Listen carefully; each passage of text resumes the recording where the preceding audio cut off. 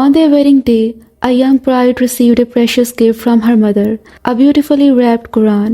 When the couple came home, full of excitement and dreams, the bride carefully placed the Quran on the highest shelf in their living room. Out of respect, she thought, life as a married couple began beautifully.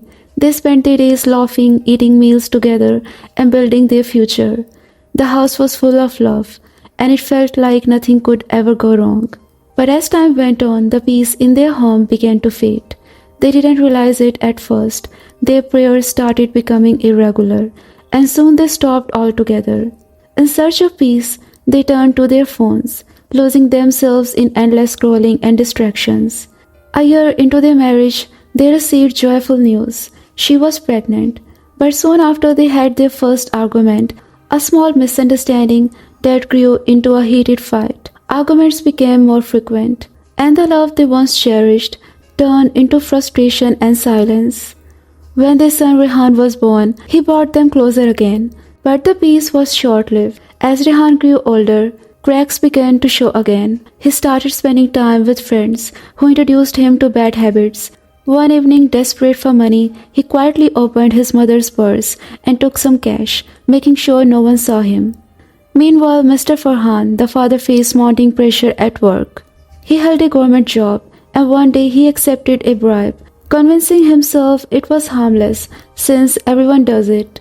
What began as a one-time act became a habit. Farhan started smoking and drinking to cope with his stress, drifting further from the man he used to be.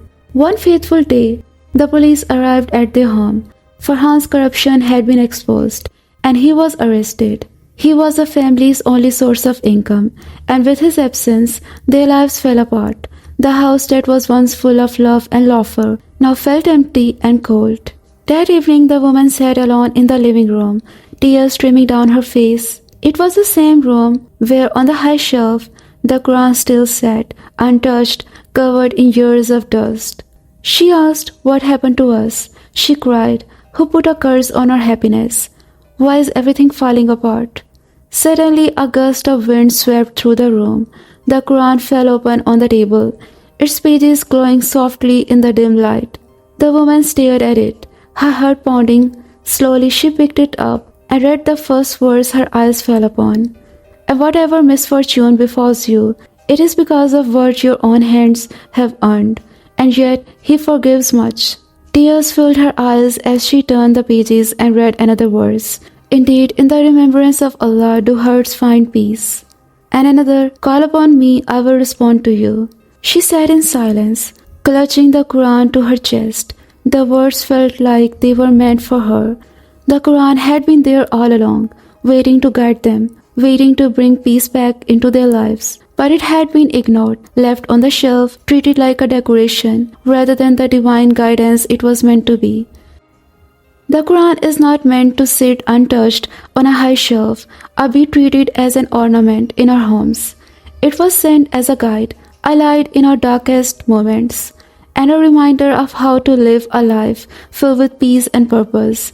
Reading the Quran is not just about reciting the Arabic, it is about understanding its meaning, reflecting on its teachings, and living according to its wisdom.